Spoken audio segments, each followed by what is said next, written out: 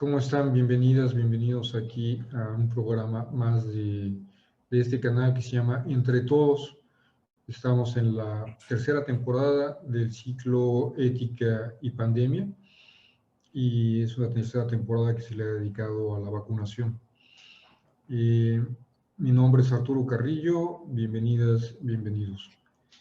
El tema de hoy es vacunación y regreso presencial a clases. Sin duda un tema que ha causado mucha polémica y para analizarlo están aquí Priscila Balcázar, que ella nos va a platicar su postura sobre el regreso a clases. Profesor Martín Sánchez Morales, ¿qué tal? Bienvenido. Y en calidad de alumno, Gabriel Ursáiz. ¿Qué tal, Gabriel? Bienvenidos, bienvenidas al programa. Hola, buenas tardes. Pues aquí andamos para lo que se ofrezca. Adelante. Y, Gracias, Arturo. y bueno, yo quiero empezar con la pregunta de que estamos en la tercera ola. Hay un porcentaje de vacunación que no está haciendo todavía que los contagios disminuyan. Sí, las muertes, sí los casos graves de COVID, pero los contagios no.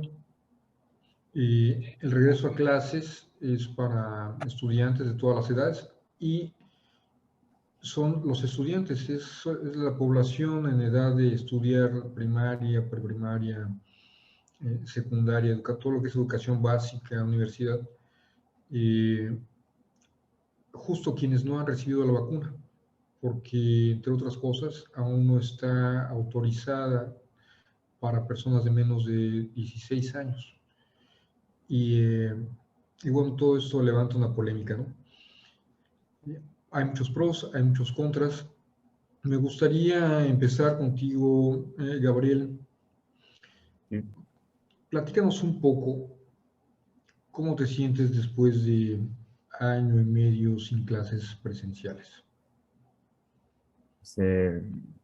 Pues estoy contento, pero a la vez un poco triste porque no veo a mis compañeros todos los días como me gustaría verlos. Pero contento porque aún así sigo interactuando con ellos y con los profesores, a pesar de que el, la enseñanza es diferente. Yo me sigo esforzando en tener las buenas notas y pues esa es así me siento yo ahorita. A distancia sí me afecta un poco porque a mí me gusta mucho interactuar con mis compañeros y platicar y disfrutar, estar en el salón con ellos, pero ahorita sí me ayuda un poco, pero todo bien.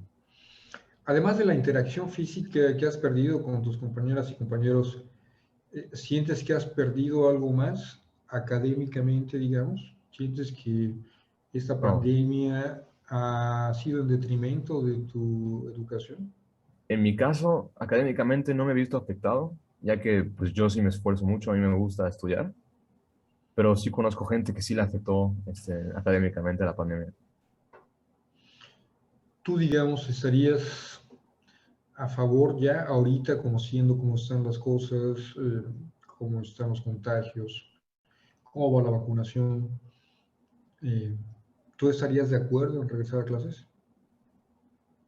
Acá en México todavía no, ya que aún seguimos en casos altos, pero hay que intentarlo a ver qué pasa. Si no va bien, pues hay que regresar en línea, porque sí, yo como alumno no me gusta estar en línea, pero pues es eso o nada. Y pues creo que hablo por todos los estudiantes, no nos gusta estar en línea, ya que queremos estar en el campus o en la escuela.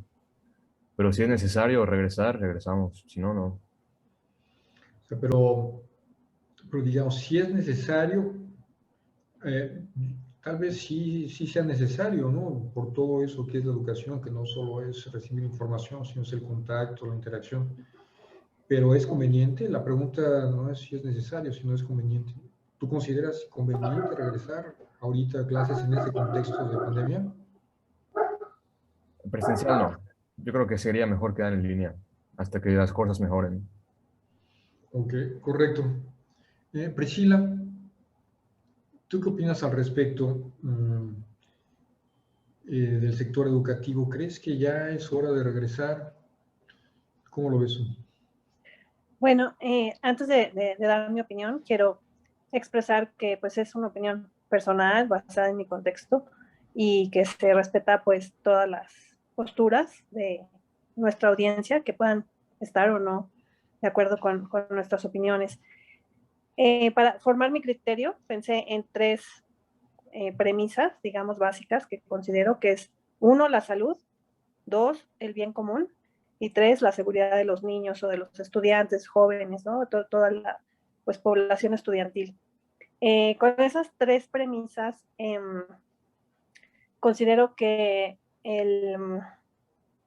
la postura que cada familia pueda tomar es válida con base en su contexto. Es decir, hay una mamá que trabaja y de verdad no puede dejar a los niños solos, ya está haciendo un tema precario, un tema de necesidad, y tiene que salir a trabajar y la única solución es que los niños vayan a la escuela.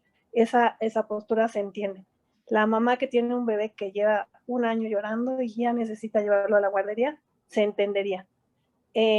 Pero la mamá que, como es mi caso, yo trabajo en línea todo el día de las 7 de la mañana, porque trabajo con gente que está en horario de Estados Unidos del Este, hasta las 6, 7 de la noche, porque también trabajo con gente de California que está más temprano. Ahorita no podría salir y llevarlas, ¿no? A lo mejor es un tema más de la dinámica familiar, ¿no? Entonces, bueno, quería mencionar este tema que pues cada familia tiene un contexto diferente y puede ser pues juzgada, ¿no? ¿Cómo vas a llevar a tus hijos a la escuela? O ¿cómo van a seguir en línea? ¿No? Todas las posturas pues son cuestionables, ¿no? En las tres premisas que mencioné, ni siquiera puse como premisa la educación, es decir, no puse que eso es algo de lo más importante y que era una de tu pregunta, Arturo, la parte académica que tanto se ve afectada. Y no la puse como premisa por dos razones. Una, porque su efecto no es inmediato, como si lo es un contagio, ¿no? Un contagio es inmediato y mañana ya estás en el hospital.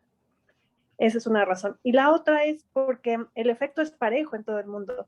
Si Gabriel ahorita está aprovechando o no está aprovechando pues el nivel académico de su escuela, se va a promediar con un conjunto de compañeros, como él bien dice, algunos sí, otros no. Y a nivel mundial va a pasar lo mismo. El día, en 3, 4 años, el promedio va a ser igual. Es decir, todos pasaron por lo mismo. 2 años en línea, no va a pasar nada, no pasa nada. Académicamente, desde mi punto de vista, no pasa nada que en 2 años haya habido quizá un cierto detrimento en la educación, ¿no? Entonces, desde ese punto de vista, por eso no lo puse en esas tres prioridades que mencioné: salud, el bien común y la seguridad de los niños. Es un punto súper importante que tocas, Priscila, que no pasa nada, ¿no? ¿Cuál es su perspectiva, profesor? La pregunta es un poquito difícil de contestar en el sentido siguiente. El pueblo de México, o sea, nosotros como mexicanos somos un país sui generis. Tenemos una forma de pensar muy curiosa y a veces como que nos quejamos de lo que nos pasa, pero no hacemos nada por evitarlo. Ahorita precisamente tuvimos una junta con la señora directora de mi escuela y nos decía que originalmente ya nos están dando luz verde para llegar nuevamente a las clases presenciales, pero el 70% de los padres de familia no quieren mandar a sus hijos. Entonces, la dirección decidió que todo el semestre todavía vamos a continuar en línea. Yo creo que es lo más conveniente en el sentido de que podemos evitar estas alzas de la pandemia, podemos evitar todos estos contactos que a veces, sobre todo en los adolescentes, se vienen dando, ¿no? Porque ellos son muy dados al abrazo, al beso, al ir entre cruzados en las escuelas.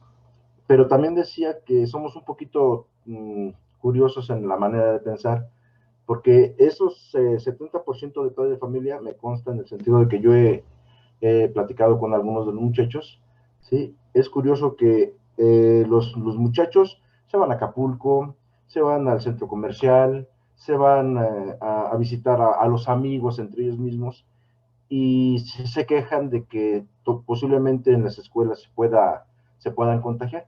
Entonces, no hay congruencia en una cosa que dicen y otra cosa que hacen.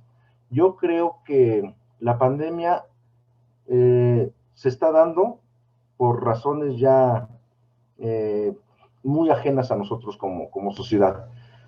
Tenemos la oportunidad de poder sobrellevar esta situación, sí la tenemos, pero no tenemos la cultura para hacerlo. Entonces, por un lado está muy bien que se haya decidido, por lo menos este semestre todavía, no ir a las clases presenciales, pero yo creo que no son por los motivos que deberían de fincarse para no ir, sino que la forma de pensar del mexicano es, yo no voy, entonces es más rico desde la casa, y aquí voy haciendo mis tareas. Por otro lado, yo creo que sí está afectando mucho que los muchachos no vayan presencialmente a la escuela. Me ha tocado que ahora los muchachos aprenden menos. ¿Por qué? Porque son bien mañosos en algunos casos. Llegan, se conectan, apagan su cámara, y ellos no detectan que en la esquina del monitor dice fulanito de tal abandonó la sesión, pero está ahí su logo, ¿no? Está su camarita. Y entonces ellos mismos se engañan, porque a la hora de hacer las preguntas, de hacer las evaluaciones, pues están aprendiendo, yo creo que unas 2 veces menos de lo que se podría aprender en forma presencial. Entonces la situación sí está un poco complicada en los motivos de ir o no ir a la escuela. Eso es básicamente. Y cuando se paró la actividad por la pandemia, inmediatamente se sintieron efectos en la economía. Entonces, si los papás no salían a trabajar, pues puede ser que no recibieran su salario y había problemas económicos, ¿no? Y por eso estamos en una depresión en todo el mundo. No es tan fácil medir la depresión educativa. Y yo no sé, José Gabriel, si tú estarías de acuerdo, tú Priscila, en eso de que no pasa nada, porque bueno, no pasa nada entre los estudiantes que tienen acceso a Internet, pero aquí en México tenemos una población de 40% de personas indígenas que no solo no tienen acceso a Internet, no tienen acceso a celular ni a teléfono, y en muchos casos ni siquiera a luz eléctrica, y su única opción es la escuela presencial. No se estará incrementando al impedir el regreso a clases, no se estará incrementando esa brecha que por sí ya es grande entre las personas con más recursos, que son las que viven en las urbes, y las personas con menos, que son las que viven en la ruralidad, de por sí ya marginadas. ¿No será que ahí sí va a haber una brecha? ¿Cómo lo ves, José Gabriel? Pues yo creo que sí, porque hasta yo me había afectado, porque es una inversión estar en clases en línea, porque comprar un internet nuevo, comprar una computadora nueva, comprar algo nuevo que te falta, pues hasta todos nos vemos afectados, no solo las personas de bajos recursos. Ese es mi punto de vista. O sea, tú sí sientes que hay una afectación, tú sí alcanzas a ver que no todo el mundo tiene un acceso parejo a las clases en línea. Sí, sí se ve. ¿Tú cómo lo sientes, Totalmente. Priscila? Sí, definitivamente no es el mismo acceso o el mismo nivel de educación. Sin embargo, aquí se une junto con otra causa raíz mucho más antigua, que pues es la desigualdad, al menos en México, ¿no? La desigualdad. En el tema específico ahora de la pandemia, de acuerdo, se va a acentuar. Sin embargo, como yo decía, es un efecto de largo plazo. El efecto COVID es un efecto de corto plazo, ¿no? Entonces, si los ponemos en una balanza y ponemos la posibilidad que no entre yo a la universidad en 4 o 5 años porque pasé una mala secundaria, o la posibilidad de que mañana esté yo internado, intubado, ¿no? En esa balanza es donde yo pongo que no pasa nada académicamente, no pasa nada si en 4 años tienes que tomar una regularización. En México tendríamos que tomar otro proyecto muy separado en cuanto a la desigualdad de oportunidades educativas, que bien ahorita se notaron muchísimo, ¿no? O ves la tele, el programa de la SEP por la tele, que no es malo, yo lo he visto y no es malo, pero como bien dices, Arturo, y si no tienes energía eléctrica, no tienes nada, ¿no? Entonces, ese es un problema por separado, ¿no? Por eso los ponía yo en la balanza en esos 3 puntos de pues, la salud, el bien común, que ahí está la economía, y la seguridad de los niños. No puse la educación por el tema que comento, que es un tema más en el largo plazo y que puede haber otras soluciones que nos minimicen esta, ¿no? Ahí parece un consenso político, incluso entre los diferentes partidos, entre las diferentes opiniones de toda la geometría, desde la derecha hasta la izquierda, de que es conveniente regresar a clases aquí en México. Y no solo aquí en México, en el mundo. Es ya hora de regresar a clases. Parece que la discusión no es tanto si se abre el regreso a clases o no, sino más bien cómo se hace, ¿no? Y de quién es la decisión. José Gabriel, ¿de quién es la decisión del regreso a clases? ¿Es del Estado? Es decir, ¿es la Secretaría de Educación Pública la que debe decir los alumnos tienen que regresar a clases? ¿Es de los padres de los alumnos los que deben de decidir si regresan o no a clases? ¿La decisión es de los alumnos? ¿Quién debe tomar esa decisión si vuelves o no vuelves a clases? Pues yo pienso que el gobierno, con apoyo de los padres, porque o sea, ahorita podemos ir, pero la escuela decide, o sea, da la opción de si tú quieres ir o no. Hay alumnos que no quieren ir presencial y hay otros que sí porque no se quieren arriesgar. Yo en mi caso, yo puse que sí quiero ir presencial, pero yo creo que el que debe decidir eso, yo a mi corta edad, yo confío en la experiencia de gente mayor, así que yo confiaría o en el gobierno o en mis papás. Pienso que esta decisión debería ser conjunta, no nada más el gobierno, no nada más los padres o no nada más los jóvenes. Incluso deberíamos de involucrar a profesionistas de la salud mental incluso, para ver todos los alcances que se están teniendo con esta problemática. Yo creo que si lo hacemos políticamente, que diga el gobierno, regresan porque regresan, es inadecuado, porque empezamos a ver lo que ya estamos viendo ahorita. Así que los papás, no, pues ¿cómo lo voy a mandar? Mejor se queda en la casa.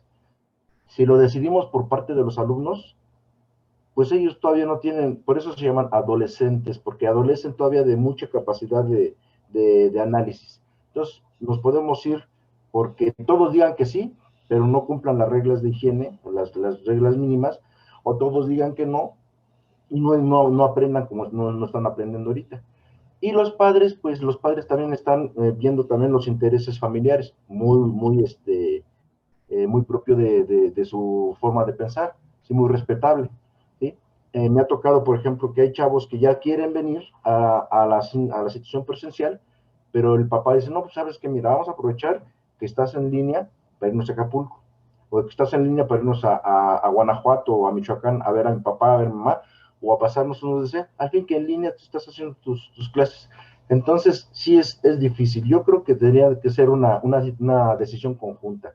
Y esta decisión tendría que ser lo más objetivamente posible. ¿Por qué posible?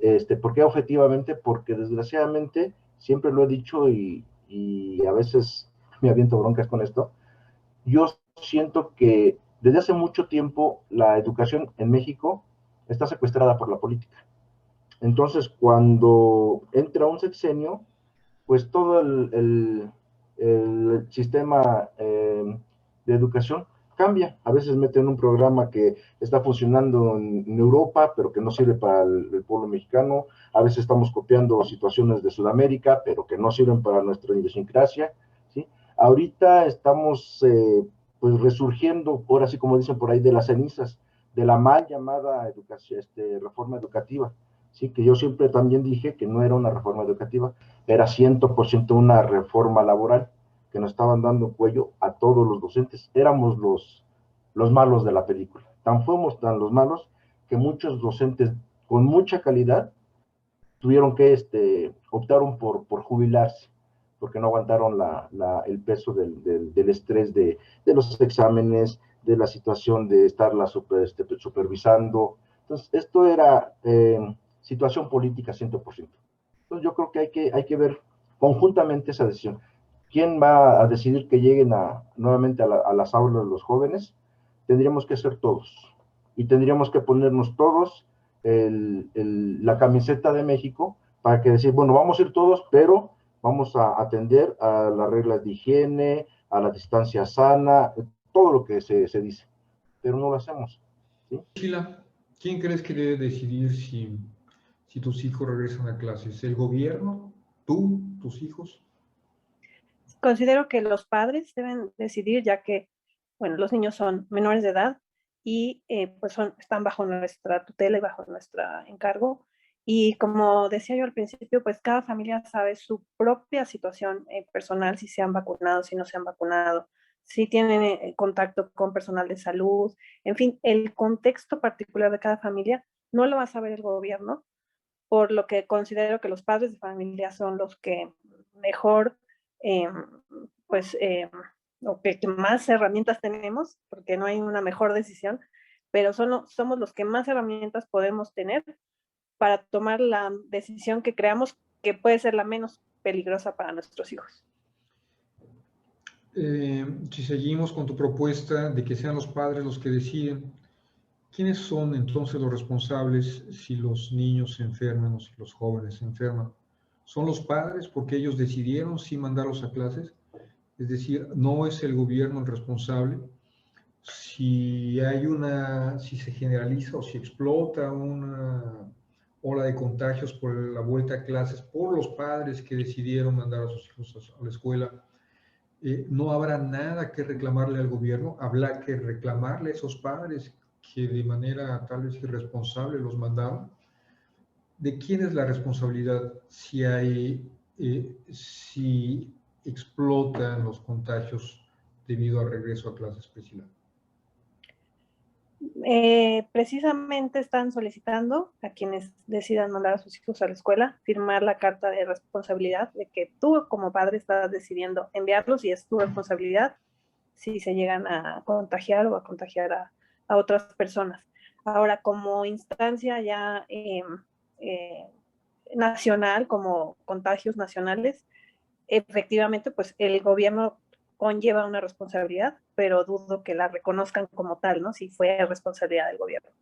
Probablemente se volteen a ver a las asociaciones de padres de familia que promovieron hace varios meses el regreso a clases por temas, pues, de sociales, de salud emocional, de dinámica familiar, etcétera. Sin embargo, por algo están haciendo firmar la carta, ¿no? Para que los padres de familia sean los responsables, ¿no? ¿A ti ya te mandaron la carta, Priscila?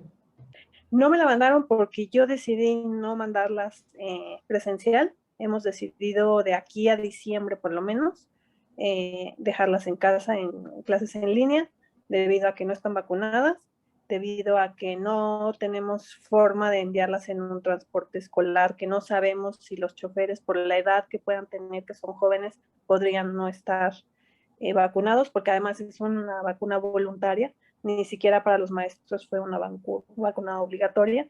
Entonces, no tenemos la confianza de que las podamos mandar. Entonces, nos hicieron la encuesta, o más que encuesta, la decisión, ¿vas a mandar a tus hijos o no? Entonces, la carta de responsabilidad se le mandó a los padres que sí los van a mandar a la escuela. Sí enviaron la carta, porque bueno, la última información que yo tenía es que esa carta no tenía ninguna razón de ser, fue lo que declaró Presidencia, y que no se iba a pedir ninguna carta y que cada quien era libre de enviarlos a la escuela o no. Y parece bueno, que así es. Ajá, mira, sí, no tengo el conocimiento, te digo, porque nosotros decidimos dejarlas en casa. Entonces, no tenemos la carta. Entendí que a los padres de familia que sí decidieron, se las iban a enviar, pero no tengo el detalle. Por otro lado, José Gabriel, tus, antes de la pandemia, ¿quién trabajaba en tu casa? ¿Tu papá y tu mamá? ¿Solo tu papá? ¿Los dos? Antes de la pandemia siempre han trabajado mis dos papás. Este, los ¿Fuera dos de papás. casa? Sí, los dos fuera de casa. ¿Actualmente ellos trabajan fuera de casa? ¿Ya Solo mi mamá volvieron? fuera de casa. Mi papá trabaja en línea. Mi mamá sí va a la oficina. ¿Trabaja en línea? ¿Trabaja en el sector educativo tu papá? Sí. Ah, correcto. Bueno, uno de los argumentos para volver a clases eh, es que si no mandamos a los niños a clases o a los jóvenes, es porque los queremos proteger de los contagios. Sin embargo, parece que de nada sirve, ese es el argumento, porque los papás están saliendo a trabajar. Y los papás no solo están saliendo a trabajar, sino están saliendo a reuniones. Y los restaurantes ya están abiertos, en donde los papás y las mamás van. Y los súpers están abiertos, y los bares están abiertos, y Las y la vacaciones están economía, las abiertas. vacaciones están abiertas, los autobuses, los aviones, todo está abierto y todos se van de vacaciones. Y parece que lo único que no está abierto es la posibilidad de los jóvenes y de los niños de retomar su vida.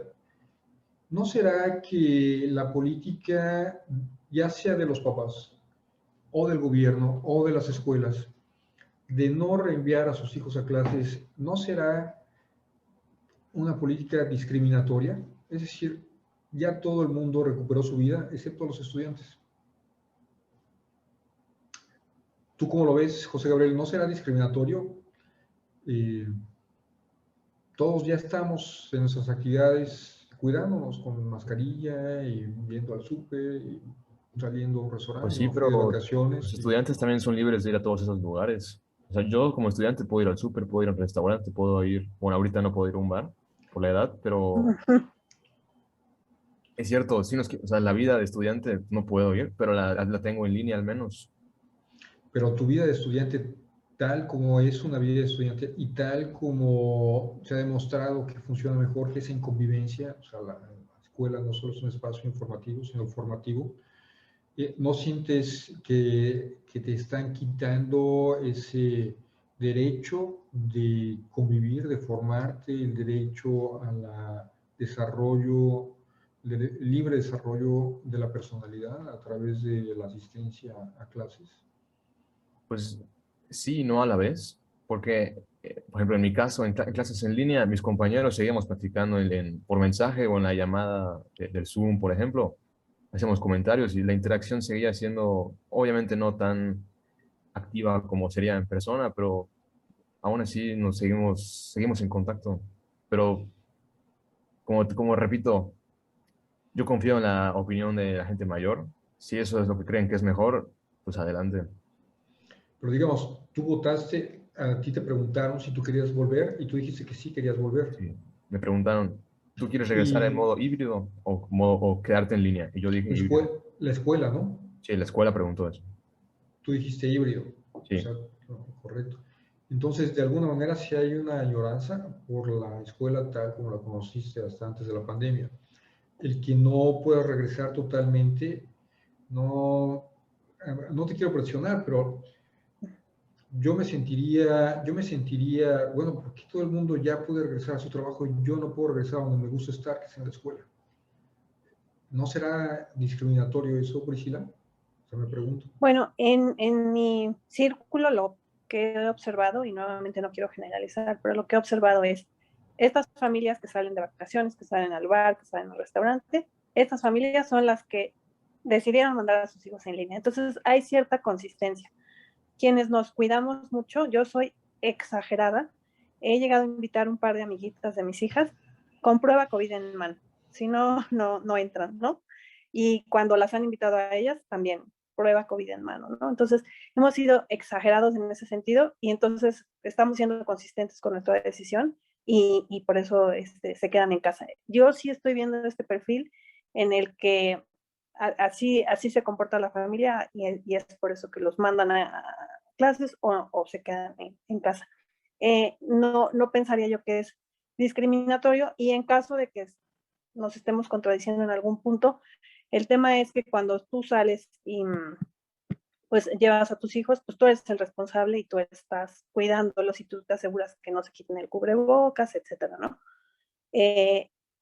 ¿Por qué entonces no los mandarías a la escuela? Porque no sabes si en la escuela el profesor va a poder controlar 25 niños que no se estén quitando el cubrebocas, que lo traigan correctamente puesto, que no lo hayan tocado, que se hayan lavado las manos, que no se compartan el lunch. En fin, es más difícil para un adulto controlar 20 niños que papá y mamá que controlan 2 niños, quizás, ¿no? Entonces, en ese sentido, no lo siento discriminatorio y te digo, en general, hay una consistencia en el perfil de comportamiento, ¿no?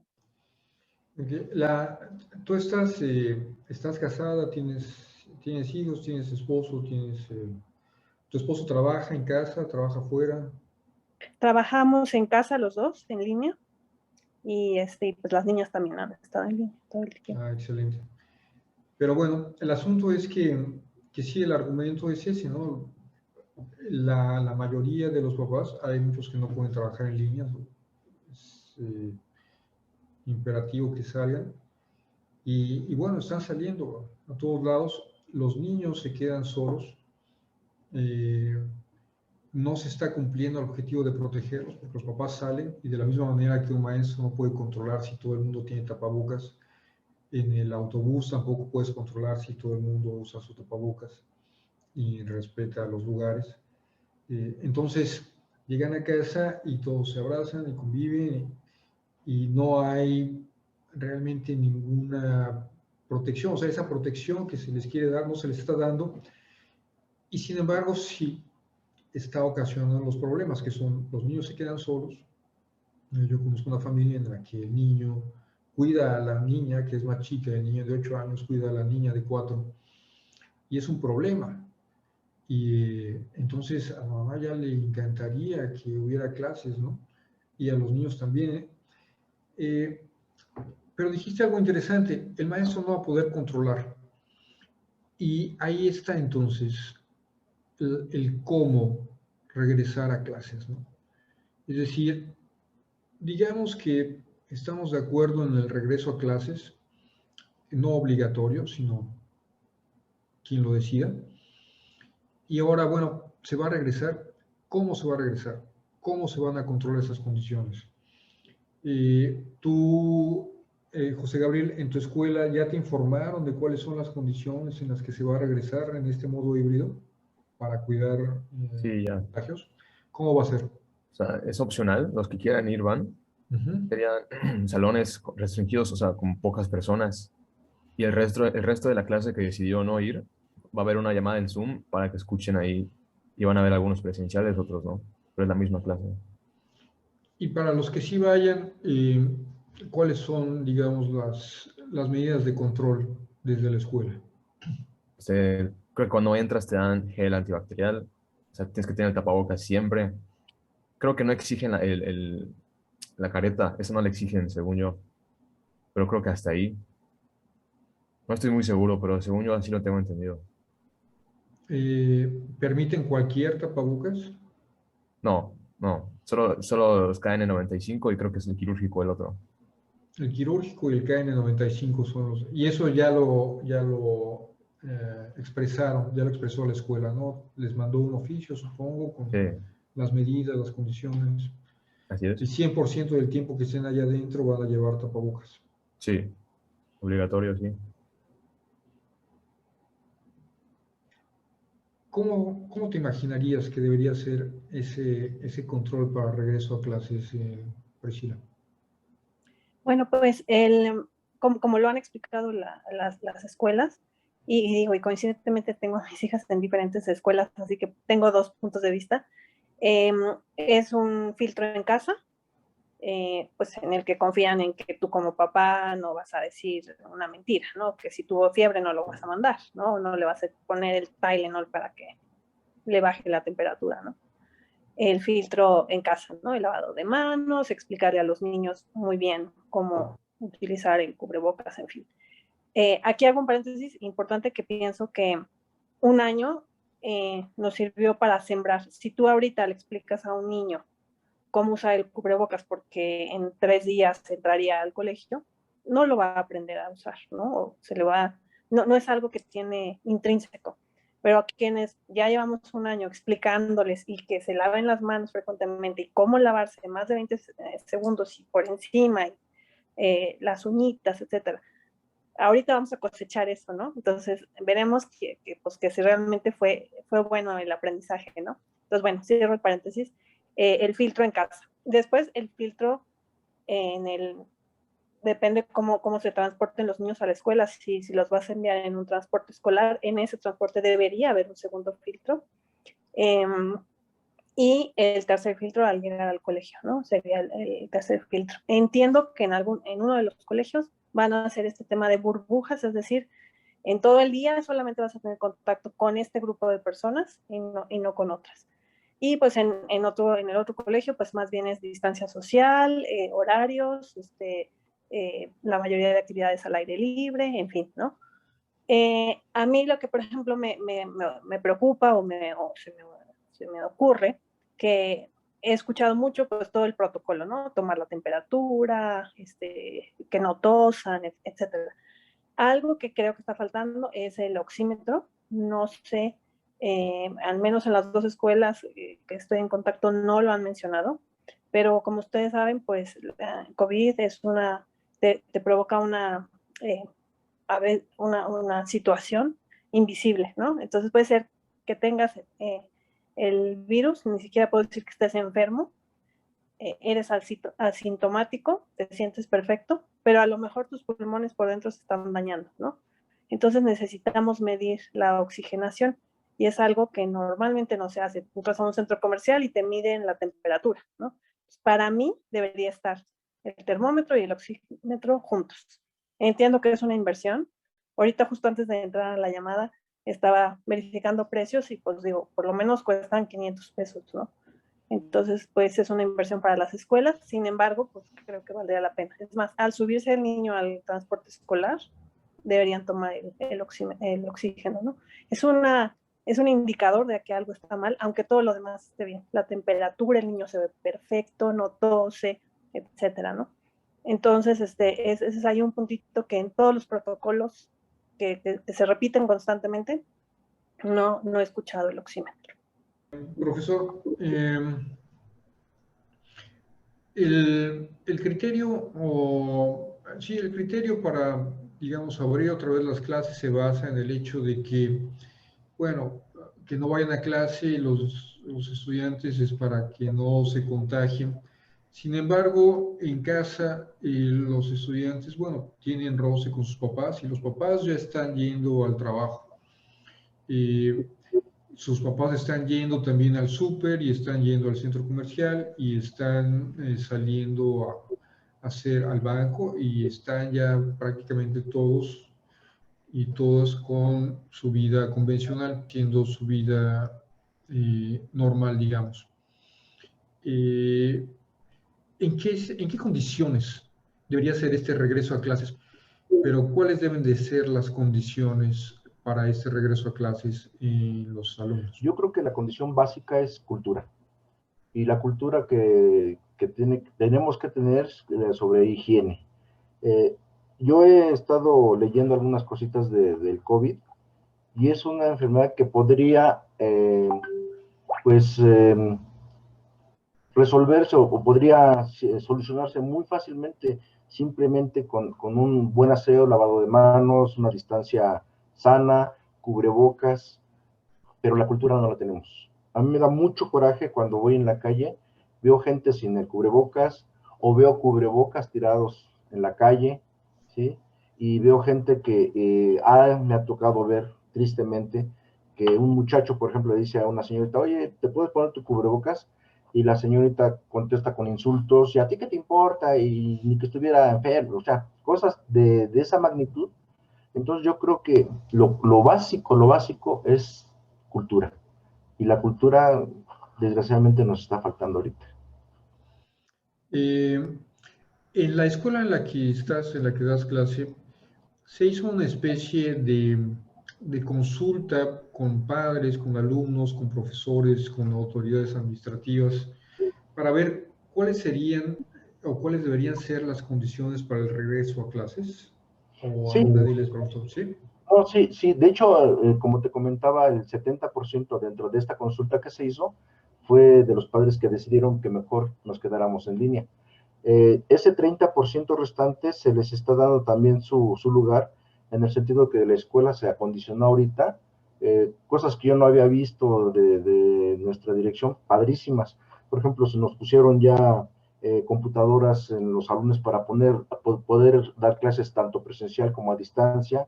Se pusieron dispensadores de gel, de jabón en todas las áreas. Se señalizó todo lo que es el tránsito de las personas que van a estar ahí. Tanto unos van, otros vienen. Se señalizó también salidas y entradas de la escuela. Se mandó a hacer todo un aseo de las instalaciones. Y pues para ese 30% que sí quiera ir, pues ya también la escuela también está preparada. Entonces sí se tomó en cuenta el parecer de la población, que a fin de cuentas de ellos comemos, ¿no? Yo siempre les he dicho, sin alumnos no hay maestros, sin escuela sin escuela no hay ni maestros ni alumnos. Entonces sí. Claro. Y otra pregunta, ¿consideras que para el regreso presencial a los profesores y al personal que labora en las escuelas, para ellos debería ser obligatoria la vacuna o no? Yo pienso que sí, yo pienso que tendría que ser obligatoria, porque es una forma de, no nada más de protegernos a nosotros, sino proteger con los que vamos a tener contacto. Ahora también te puedo comentar, ahorita, pues la vacuna no es un referente al 100% de que ya no nos vamos a enfermar. Nosotros nos pusieron la CanSino, del 100% de los profesores que nos vacunamos, hay un profesor que, a pesar de que estaba vacunado, le dio el COVID. Entonces, no es una seguridad de que ya no nos vamos a enfermar. El COVID es yo le digo una deidad, no me lo tomes a mal. Yo le digo una deidad porque es una fuerza con la que estamos luchando, que tiene vida propia. Entonces, cuando el COVID se da cuenta de que nosotros no estamos respetando lo que nos está enseñando por las malas, él muta. Pues no quieres ponerte el cubrebocas, no importa, yo voy a mutar. Y entonces los que ya se habían vacunado con una especie de vacuna, pues ya no van a poder estar bien contentos de que no se vayan a enfermar, porque el COVID ya tiene otra mutación, ya es más poderoso. Sí, entonces estábamos hablando de la mutación de Inglaterra y de la mutación de Brasil y otra de Italia. Sí, entonces, al momento de que no le estamos dando la seriedad a este asunto, pues la misma pandemia va regenerando nuevas formas de atacarlos. Entonces sí es bien importante eso. Y si piensas que debería ser obligatoria para los profesores, ¿tú piensas que cuando ya haya vacunas disponibles para cubrir el 100% de la población y cuando esas se autoricen para personas de menos de 18, 16 años, creo que ahorita es el límite, Ajá. ¿tú piensas que debería ser obligatoria también para los alumnos? Sí, yo creo que sí. Nada más que no hay que olvidar que estamos en un país tristemente muy manoseado por la política. Entonces, si el gobierno dice que es obligatorio, no dudo que algunas facciones van a decir, no, es que nos están amolando nuestros derechos de pensamiento, de libre albedrío. Y si decimos que el que quiera, van a decir, no, es que el gobierno está dejando de lado lo que tendríamos que tener para la salud pública. O sea, no nos vamos a poner de acuerdo. Yo siempre he dicho, en México hablar de religión, hablar de fútbol y hablar de política es meternos en broncas muy gruesas y no vamos a terminar. Entonces, por un lado, sí tendría que ser obligatorio, pero hay que manejarse con mucha inteligencia. Entonces, yo creo que sería labor de convencimiento más que obligatoriedad. Ok, correcto. Nos hablaste de que la forma en la que debía regresarse a clases es lo más importante sería la cultura, o sea, que la gente tenga la cultura sanitaria apropiada. Pero ¿qué otra cosa tú sugerirías para este regreso a clases? ¿Qué a ti te parecería dentro de la logística, dentro de la organización, dentro de los criterios? ¿Qué te parecería tú que estás ahí en las aulas, tú que tienes enfrente a los alumnos, tú que lidias con administrativos, con alumnos? ¿Qué es lo que sientes que haría falta instaurar en las escuelas para que este regreso se diera en las mejores condiciones? Yo creo que una de las cosas que serían básicas para que se diera un regreso adecuado sería el roce humano, la calidad humana. No nada más llegar a lo académico, no nada más llegar, pues vamos a retomar historia o vamos a retomar matemáticas. Yo creo que tendríamos que tener un espacio muy importante para platicar con las personas, porque este distanciamiento sí nos ha afectado mucho tanto a profesores como a alumnos, y ese acercamiento se tiene que volver a dar. Yo sé que es muy difícil que se dé como se daba antes de la pandemia, pero tenemos que volver a retomar nuestro paso en ese acercamiento humano, porque si dejamos de lado los sentimientos, sí, la inteligencia emocional que se dicen por ahí, podemos caer en el error de que le vayamos a exigir al alumno que aproveche o que aprenda todo lo que no aprendió en el tiempo de pandemia. Pero si el alumno viene con problemas familiares, con problemas ecológicos, sociales, económicos, no va a rendir, aunque ya esté presencialmente, no va a rendir lo que debe de rendir. Entonces yo creo que tenemos que tener ese espacio. Hay un espacio que está ahorita en la Secretaría de Educación Pública, que es Constrúyete, que nos dan una serie de elementos para acercarnos emocionalmente a los jóvenes, pero yo creo que tendría que ser más complementario. Yo creo que la educación se ha divorciado mucho de cosas tan importantes como la cultura y el deporte.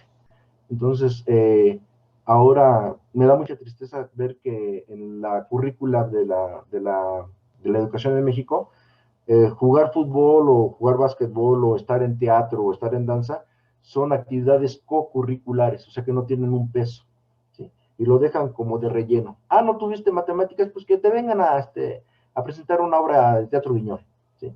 Y no es, yo creo que es complementario esto.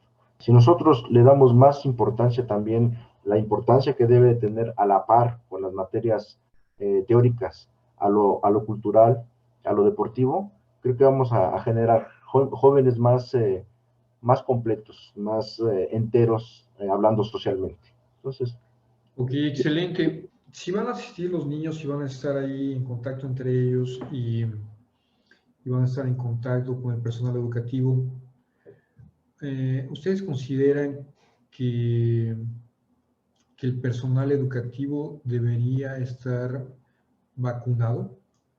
Es decir, que para el personal educativo, así como para el personal en línea COVID, deberían de tener la vacuna puesta para poder pararse enfrente de un salón, ¿o no? Yo digo que sí, Gabriel, yo opino que sí. o sea, ¿tú te sentirías mejor sabiendo que los profesores que están enfrente de ti están vacunados? Sí, mucho más seguro, totalmente. ¿Tú qué opinas, Priscila? ¿Crees que Sí, debería ser obligatoria la vacuna para los profesores y profesoras? sí, definitivamente me sentiría muchísimo más tranquila. Evidentemente la vacuna no es al 100% efectiva y hemos visto casos de personas vacunadas que se han contagiado y que incluso han fallecido, pero aún así eleva muchísimo la protección. Entonces sí sería un gran control que estuvieran todos vacunados. Eso yo creo que todos lo pediríamos, ¿no? O sea, todos nos vendría muy bien que estuvieran vacunados. Pero bueno, eso levanta otra pregunta. ¿Será que los profesores y las profesoras tienen derecho a elegir si se vacunan o no se vacunan? ¿O por en la naturaleza del trabajo que desempeñan los obliga, así como a los médicos, a estar vacunados, ¿no? Por lo menos a los médicos del sector COVID, de la línea COVID. Yo pienso que sí tienen derecho a elegir si se quieren vacunar o no. Lo que yo creo. En otros países, por ejemplo en Francia, se está exigiendo la vacuna, bueno, no la vacuna, le llaman el pase sanitario, sea vacuna, prueba o un certificado de sanación, es decir, si ya les dio COVID, necesitan exhibir el certificado de que sanaron. Y para todas las personas que están en contacto con el público, es decir, las que están en taquillas, los que están enfrente de alumnos, los servidores públicos en instituciones, todos los que tienen contacto con el público en general, están obligados a vacunarse. ¿Ustedes apoyarían esa medida aquí en México de que los profesores y el personal escolar estuvieran obligados a vacunarse? Yo pienso que sí, yo sí estaría a favor de que sea obligatorio. También entiendo el otro punto, que es el derecho de la persona a decidir libremente sobre su cuerpo, si se quiere o no vacunar. Y pongo un ejemplo, a lo mejor un poquito fuera del contexto, pero que nos ilustra. Yo tengo derecho de tatuarme, ¿no? Es mi derecho libre. Pero la empresa tiene derecho de decidir contratar personas tatuadas o no tatuadas, ¿no? Entonces aquí igual, yo puedo decidir como maestro, no me quiero vacunar, pero entonces la empresa, la escuela, el gobierno, puede poner en sus políticas o en su contrato que es necesario que esté vacunado. Entonces, esto pues te limita la renovación del contrato. Entonces, estamos respetando el derecho de la persona, pero también el derecho de la escuela o del gobierno de decidir quiénes pueden trabajar en el colegio por la salud de todos, ¿no? Ok. Y si entonces nosotros estamos de acuerdo o estuviéramos de acuerdo en que los profesores se les obligara a todo el personal educativo, se les obligara a vacunarse para poder presentarse en la escuela. En el momento en el que las vacunas estén autorizadas para jóvenes, para niños, ¿se debería también obligar a esos niños y a esos jóvenes a que se vacunen? Yo pienso que O no, sea, a ver, porque ¿tú qué siguen piensas? teniendo la opción de si quieren ir presencial o no. O sea, si vas a ir, pues probablemente ahí sí diría que estés vacunado, pero si decides no ir, pues no hay necesidad de que te vacunes todavía. Ah, correcto. Lo que tú opinas es, ok, ¿quieres presencial solo Vacunado, si estás vacunado? yo diría que sí. ¿Tú estarías de acuerdo también con eso, Priscila? Sí, sí, absolutamente también, con el mismo criterio que usé de, viene alguien a la casa, trae prueba COVID, si no, no pueden venir, lo mismo. ¿Quieres una fiesta en línea? Perfecto, no necesitan la prueba COVID, ¿no? Es el mismo criterio. Yo sí pensaría para ir a la escuela, todos tendrían que estar vacunados. O algún criterio, como comentas el caso en Francia, algún criterio que nos dé la tranquilidad que llevas 15 días que estás perfecto, ¿no? Sí, de hecho el pase sanitario en Francia es eso, puedes presentar tu certificado de vacunación o puedes presentar tu certificado de sanación o puedes presentar tu prueba negativa, ¿no? Con cierta antigüedad máxima. Entonces, para el sector escolar, ¿ustedes estarían de acuerdo que en el tema presencial estarían de acuerdo con un pase sanitario, digamos, con una exigencia sanitaria si va a ser presencial? Los dos estarían de acuerdo con eso. Sí, totalmente. Y de hecho, hace poco hubo una oportunidad de ir en la escuela a una plática presencial y la única manera de que te dejaran pasar es si llevabas una prueba de COVID negativa, si no, no pasabas. Como estudiante te la Sí, pedían. como estudiante. Ah, mira, eso es interesante. Oye, y hubo alumnos que se quejaron, si no, que decían, ¿por qué me exigen esto? Pues se quejaron, pero aún así lo hicieron y terminaron yendo. O sea, y terminaron yendo por su prueba, ¿no? Sí, hicieron su prueba, llevaron su certificado y pasaron, pero de que hubieron quejas, pero al final se lo hicieron. Esa es la cosa. Yo veo que también muchas veces exigimos y reclamamos al gobierno que no hace bien las cosas y con mucha razón muchas veces, pero cuando nos piden que nosotros las hagamos bien, muchas veces nos quejamos y nos rebelamos y decimos que no, Exacto. que no queremos y por qué voy a vacunar y por qué voy a usar tapabocas y por qué voy a hacer la prueba y por qué voy a gastar. Entonces, pues muy consistente. ¿Tú tienes dos hijas, Priscila? Sí, 2 niñas. Ujú. Dos niñas. ¿Y en primaria, secundaria, cómo son ellas? Tengo una niña de 13 años que entra a segundo de secundaria y una niña de 9 que entra a cuarto de primaria. A cuarto de primaria. Y dices que son diferentes las políticas que están manejando en la escuela. Son algunos detalles diferentes. En general, la política, pues claro, es regresar de manera opcional. Sin embargo, bueno, una de las escuelas, la de la primaria, agosto y septiembre solo es en línea. Y la secundaria es así, abrieron las posibilidades, puedes ir o puedes dejarlos en línea, ¿no?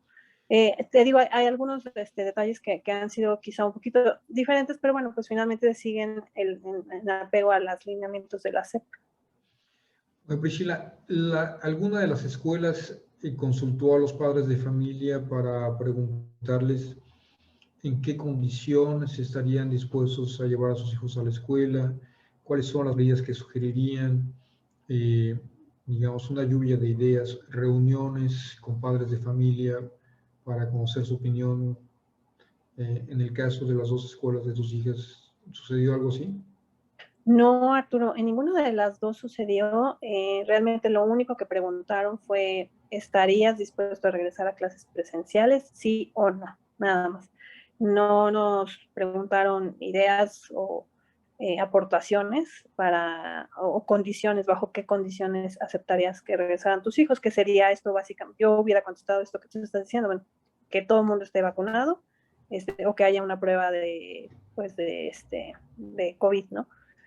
No nos preguntaron y creo que la comunidad hubiera tenido cientos de ideas para mejorar y para proteger las escuelas, ¿no? Pero no hubo, ni tampoco nosotros tampoco nos acercamos, ¿no? ¿Son escuelas públicas? ¿Son escuelas privadas? Son escuelas privadas. Ambas. Tú, José Gabriel, a tus papás, la escuela, yo sé que vas a una escuela privada, a tus papás les preguntaron cuáles serían las mejores condiciones para enviarte a la escuela o no enviarte, qué sugieren, hubo alguna junta de padres de familia. No, que yo sepa, no. Lo único que preguntaron es, como dijo Priscila, eso de si quieres ir presencial o no, pero no hubieron reuniones de medidas. Pues súper interesante porque eh, aquí ambos están de acuerdo en que quienes deben de tomar la decisión de mandar o no a sus hijos a la escuela son los papás y, y son exactamente a quienes nunca les preguntaron su opinión sobre en qué condiciones se las mandarían, ¿no? Entonces, a lo mejor eso habría que señalarlo y, y eso podría ser una de las cosas del cómo regresar a clases. Es decir, vamos a regresar a clases y vamos a crear consensos, por lo menos vamos a hacer reuniones y a sacar ideas y para resolver escuela caso por caso, ¿no? Pero ese sería un buen, se le llama democracia participativa. Aquí en México no se practica, como lo habrán visto, o nadie les preguntó, pero en otros países como Irlanda hay muy buenos ejemplos de la democracia participativa, en donde se le pide, digamos, en este caso, no a todos los padres, no a los 1,000 o a los 15,000 padres que tiene la UADY, por ejemplo, que den su opinión, sino se hacen grupos de enfoque, se crean encuestas, se hacen reuniones con muestras y, y muestras representativas y ellos discuten, ellos dan ideas, ellos pueden de esta manera incidir en las políticas de gobierno, en el caso de otras cosas, y en esas políticas educativas. ¿Eso qué les parece? ¿Cómo les suena la democracia participativa para este regreso a clases? Porque parece que no todo el mundo está de acuerdo en las condiciones, ni en si sí los mando, ni en si no los mando, ni en si el gobierno debería decidir, los padres. ¿No les parecería un camino adecuado este de la democracia participativa? Priscila, Creo que ¿tú es qué una buena piensas? opción. Sí, Sí, José sería Gabriel. bueno que lo hagamos. ¿No te gustaría que además de preguntarte si querías regresar en el modo híbrido o en línea, que te hubieran tomado en cuenta también a ti, que eres la parte más importante de una escuela, a los alumnos, que indiscutiblemente son la parte más importante de una escuela? ¿No te hubiera gustado que te preguntaran, oye, ¿en qué términos te gustaría regresar? Si decides regresar, ¿qué te gustaría que hiciéramos? ¿No te hubiera gustado eso? Claro que me hubiera gustado, A obviamente. ti, Priscila, ¿no te hubiera gustado que te tomaran en cuenta en las dos escuelas? Claro, claro, y justo era una de las premisas que comentaba yo al principio, pues el bien común, ¿no? O sea, si me preguntas mi opinión respecto a qué te conviene más, mandarlos o no, decidir no vacunarte o no, son preguntas individuales, ¿no? Pero las preguntas del bien común, pues son estas, ¿no? La democracia participativa. Y digo, ahorita lo pienso y muchas otras cosas que la escuela ha pedido, como la cuota de tecnología y como materiales nuevos y cosas así.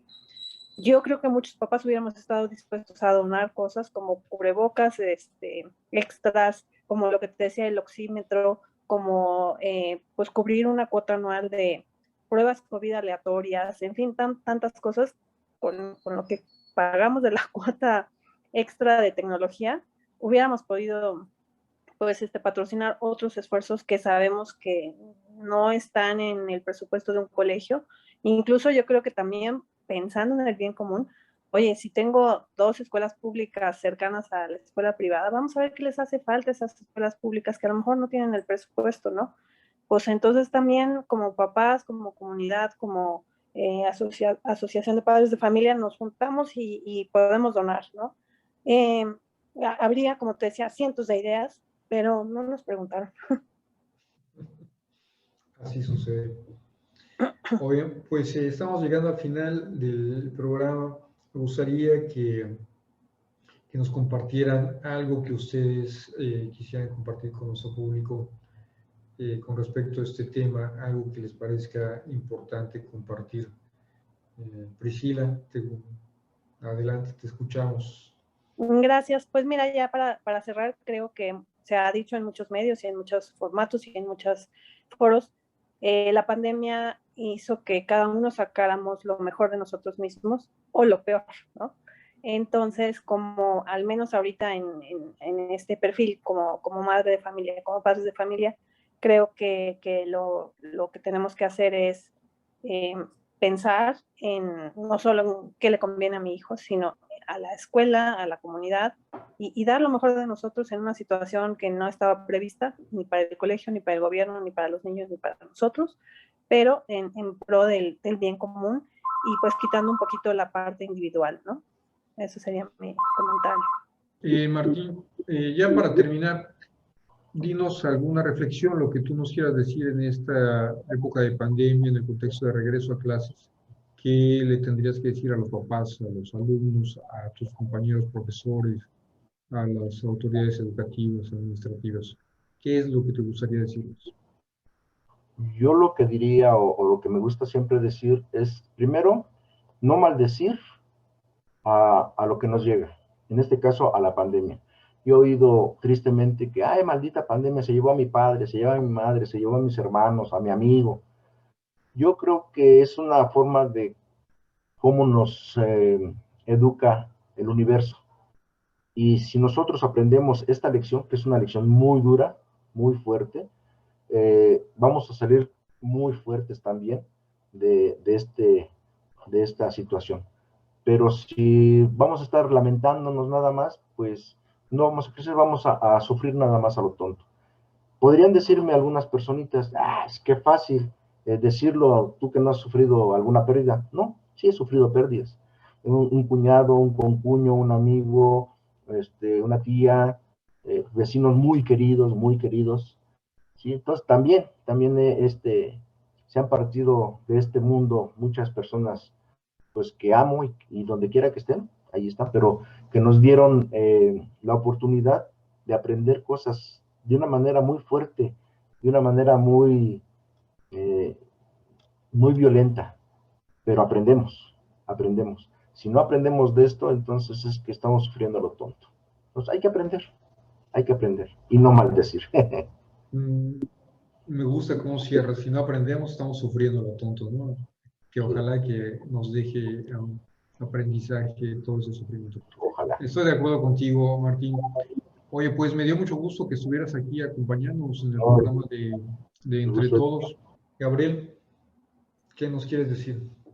Pues yo el mismo mensaje que me dijeron a mí, que en vez de sufrirlo, disfrútalo, porque todos estamos viviendo lo mismo, es algo que jamás había pasado en muchos años. Y a pesar de que perdí la mitad de mi prepa y estoy perdiendo mi primer año de universidad, entre comillas, perdiendo, digo, porque así lo pensaba yo hasta que dije, prefiero disfrutarlo a sufrirlo. Creo que ese es el mensaje que quiero dar. Pues nadie más va a poder contar esto y pues es mejor aprovechar que puedes seguir estudiando a pesar de que sea en línea, a sufrirlo y no pasarla bien. Ese es mi punto de vista. Positivo, poner buena cara a la tempestad. Está muy bien. Bueno, pues excelente. Les agradecemos mucho aquí de parte del equipo de Entre Todos. Es la tercera temporada de Ética y Pandemia. El programa fue vacunación y regreso presencial a clases. Mi nombre es Arturo Carrillo y nos veremos en el siguiente programa. Gracias a todos. Gracias a ustedes por organizarlo. Hasta luego. Buenas noches.